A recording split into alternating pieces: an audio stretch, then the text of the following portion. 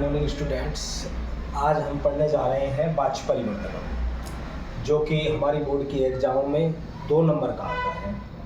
तो सबसे पहले हमें समझना होगा कि वाच्य क्या चीज़ है। देखिए, वाच्य क्रिया के द्वारा कथित कथन के प्रकार को ही वाच्य कहा जाता है। वाच्य से हम ये पता लगाते हैं कि क्रिया कर्ता के अनुसार चल रही है या कर्म के अनुसार चल रही है। बस कर्ता और कर्म इसके अनुसार क्रिया चलने के आधार पर ही हम वाच्य का विभाजन कर सकते हैं। तो वाच्य 3 प्रकार के होते हैं। पहला होता है कर्तृवाच्य। कर्तृवाच्य में एक तो पहले नंबर पे कर्ता होता है, दूसरे नंबर पे आपका कर्म होता है और फिर होती है आपकी क्रिया। दूसरे नंबर पे कर्म और तीसरे नंबर पे क्रिया। कर्ता में हमेशा कर्तृवाच्य के में प्रथमा विभक्ति का प्रयोग होता है और कर्म में हमेशा आती है द्वितीया विभक्ति। और जो एक क्रिया है वो क्रिया हमेशा चलेगी कर्ता के अनुसार। कर्ता जिस लिंग वचन पुरुष का होगा, क्रिया भी उसी के अकॉर्डिंग चलेगी। मान लो कर्ता प्रथम पुरुष बहुवचन का है तो क्रिया भी प्रथम पुरुष बहुवचन की चलेगी। कर्ता उत्तम पुरुष द्विवचन का है तो क्रिया भी उत्तम पुरुष द्विवचन की चलेगी। अब आ जाते हैं हम कर्मवाच्य पर। कर्मवाच्य में भी यही सेम तीनों चीज़ होती हैं। पहले नंबर पर आपका कर्ता होगा, दूसरे नंबर पे आपका कर्म होगा और तीसरे नंबर पे आपकी क्रिया। कर्मवाच्य में जो कर्ता होता है उसमें हमेशा तृतीया विभक्ति का प्रयोग होता है और जो कर्म है, कर्म में यहाँ प्रथमा विभक्ति का प्रयोग होता है। और ये जो क्रिया है वो क्रिया हमेशा इस कर्म के अकॉर्डिंग ही चलेगी। भाववाच्य में 2 ही चीज़ें होती हैं। पहला तो होता है कर्ता और दूसरे नंबर पे होती है आपकी क्रिया। भाववाच्य में कर्म नहीं होता है। जब यहाँ पर कर्ता और क्रिया 2 ही चीज है तो ये जो क्रिया है ये हमेशा प्रथम पुरुष और एक वचन में ही प्रयुक्त होगी। प्रथम पुरुष एक वचन में ही प्रयुक्त होगी, चाहे हमारा कर्ता द्विवचन है, चाहे बहुवचन है, चाहे कोई से भी पुरुष का है, प्रथम पुरुष है, मध्यम पुरुष है, चाहे उत्तम पुरुष है। क्रिया हमेशा प्रथम पुरुष एक वचन की ही आएगी। तो ये तो हुआ हमारा डिवाइडेशन वाच्यों का, कर्तृवाच्य, कर्मवाच्य और भाववाच्य। सबसे पहले बोर्ड के एग्जाम में हमारे सामने जब क्वेश्चन आता है तो हमें ये पहचानना पड़ता है कि जो वाक्य दिया गया है वो कर्तृवाच्य का है या कर्मवाच्य का है या फिर भाववाच्य का है। तो आप सबसे पहले पहचान का सीधा सा तरीका है, यदि कर्ता में प्रथमा विभक्ति लगी हुई है तो आप समझ जाएं कि कर्तृवाच्य का वाक्य है। दूसरा, कर्ता में यदि तृतीया विभक्ति लगी हुई है और कर्म में प्रथमा विभक्ति लगी हुई है तो आप समझ जाएं कि वो कर्मवाच्य का वाक्य है। यदि कर्तृवाच्य का आएगा तो हमें कर्मवाच्य में परिवर्तित करना है और कर्मवाच्य का आएगा तो हमें कर्तृवाच्य में परिवर्तित करना है।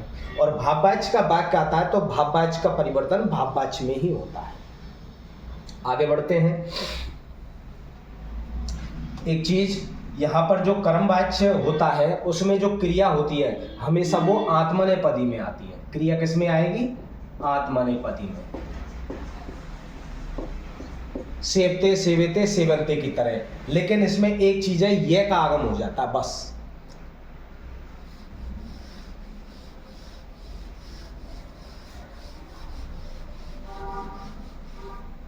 जैसे यहां एक सेंटेंस है, राम है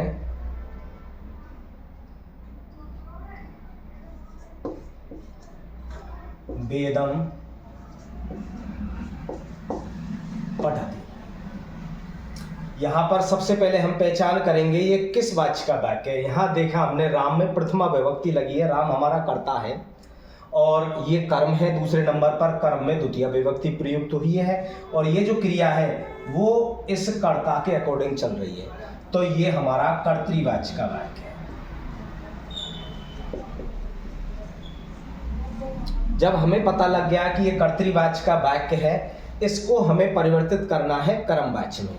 तो सबसे पहले नियम याद रखें आप, कर्तृवाच्य में कर्ता में होगी प्रथमा विभक्ति, कर्म में होगी आपकी द्वितीया विभक्ति, और क्रिया चलेगी हमेशा कर्ता के अकॉर्डिंग। जब इसका हम परिवर्तन करेंगे कर्मवाच्य में, तो हमें जो ये प्रथमा विभक्ति है इसको परिवर्तित करना होगा तृतीया विभक्ति में, और ये जो द्वितीया विभक्ति है कर्म की, इसे हमें करना होगा परिवर्तित प्रथमा विभक्ति में। और ये जो क्रिया है यहाँ पर, ये क्रिया चलाएंगे हम इस कर्म के अकॉर्डिंग, प्रथमा विभक्ति के अकॉर्डिंग। अब तो चेंज करके देखते हैं इसे। यहाँ पर राम में प्रथमा विभक्ति लगी हुई है, हमें चेंज करनी है तृतीया विभक्ति में।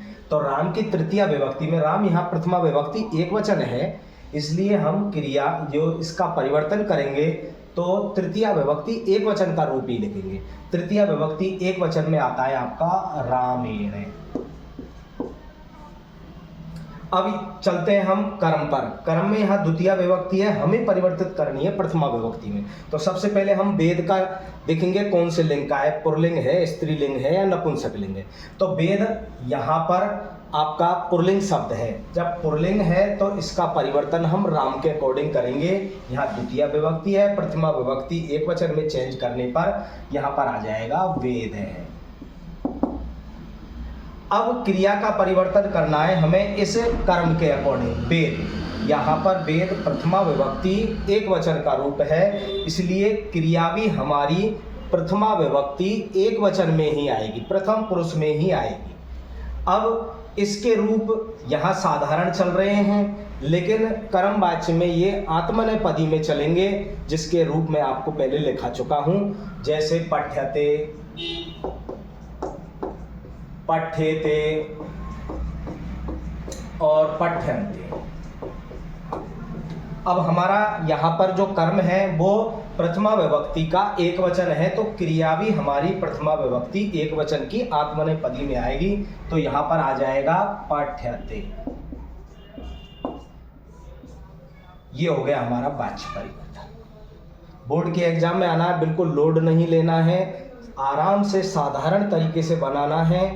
क्रियाएं याद होनी चाहिए, किस पुरुष का है कर्ता, किस वचन का है और कौन सा लिंग है, बस हमें ये याद रखना है। तो यहाँ पर हम सीखे कर्तृवाच्य से कर्मवाच्य बनाने में। तो एक बार पुनः रिवीजन करते हैं। कर्तृवाच्य में कर्ता में प्रथमा विभक्ति होती है, कर्म में द्वितीया विभक्ति होती है और क्रिया हमेशा कर्ता के अकॉर्डिंग चलती है।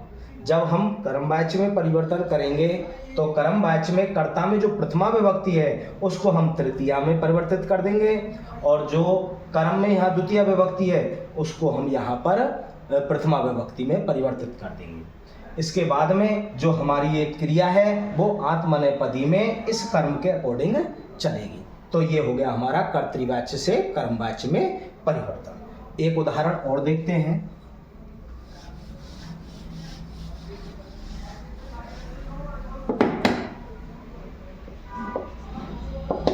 सह पुस्तकम पठति। सह पुस्तकम पठति, कर्म में द्वितीय विभक्ति है और कर्ता के अकॉर्डिंग क्रिया चल रही है, कर्ता में प्रथमा विभक्ति का रूप है, तो ये कर्तृवाच्य का वाक्य है। जहाँ पर जो प्रथमा विभक्ति है ये सर्वनाम शब्द है, इसका हम परिवर्तन करेंगे तृतीया विभक्ति में। तो यहाँ हो जाएगा हमारा तीन। ये द्वितीया विभक्ति है, इसका परिवर्तन करेंगे हम प्रथमा विभक्ति में। पुस्तकम शब्द नपुंसक लिंग है। पुस्तकम पुस्तके पुस्तकानि, पुस्तकम पुस्तके पुस्तकानि। जैसा प्रथमा विभक्ति में रूप रहेगा वैसा ही द्वितीय विभक्ति में रूप होता है, और द्वितीय विभक्ति के सेम जैसा ही प्रथमा में रहता है। तो यहाँ प्रथमा विभक्ति में चेंज करने पर पुस्तकम ही आया। अब रूप चलाने हमें आत्मनेपदी में, तो आत्मनेपदी में पठ्यते पठ्यते पठ्यन्ते चलेंगे। यहाँ पर ये प्रथम पुरुष एक वचन का रूप है, तो एक वचन की क्रिया आएगी हमारी पठ्यते। तो इस प्रकार हम कर्तृवाच्य से कर्मवाच्य में परिवर्तन कर सकते हैं। अब नेक्स्ट हम देखेंगे भाववाच्य में परिवर्तन।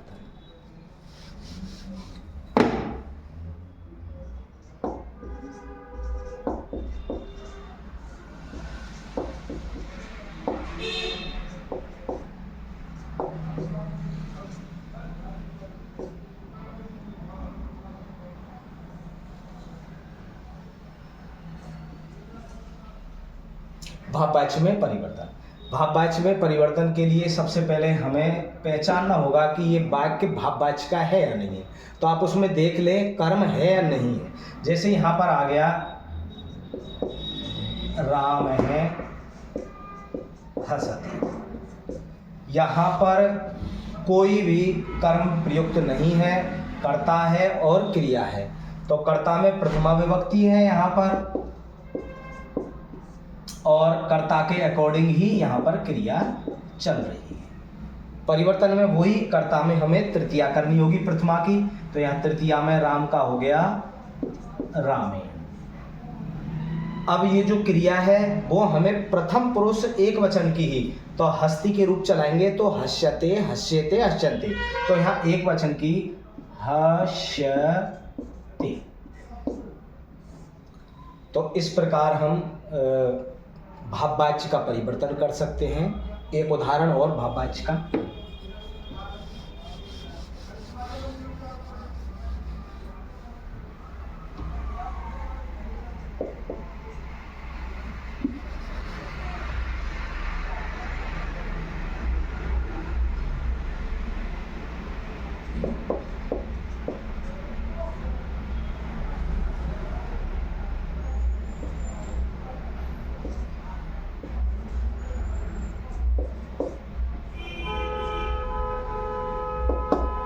मोहन ने लिख दी। यहाँ पर कर्म प्रयुक्त नहीं हुआ है और यहाँ पर ये भाववाच्य का वाक्य है।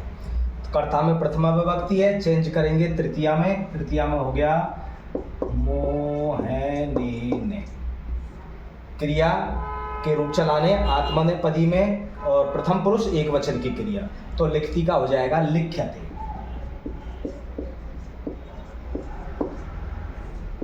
लिख्यते, ये हो गया आपका भाववाच्य का परिवर्तन। तो इस प्रकार हम बिल्कुल फ्रेश माइंड से पहचान करनी है किस वाच्य का वाक्य है और उसका उसी अकॉर्डिंग हमें परिवर्तन करना है। बोर्ड की एग्जाम में आपको पूरा वाक्य बनाने के लिए नहीं आएगा। एवं सैदे में आपको एक कर्ता खाली छोड़ देगा या फिर क्रिया खाली छोड़ देगा। आपको उसी अकॉर्डिंग कर्ता और क्रिया प्रयुक्त करना है जिस प्रकार का वाच्य है। एक वाच्य आपको बनाने के लिए आएगा, वो आप वाच्य की पहचान करेंगे सबसे पहले कि ये कर्तृवाच्य का है तो इसे कर्मवाच्य में प्रयुक्त करना है, और कर्मवाच्य का है तो कर्तृवाच्य में प्रयुक्त करना है, और भाववाच्य का वाक्य है तो उसे हमें भाववाच्य में ही परिवर्तित करना होगा। Thank you.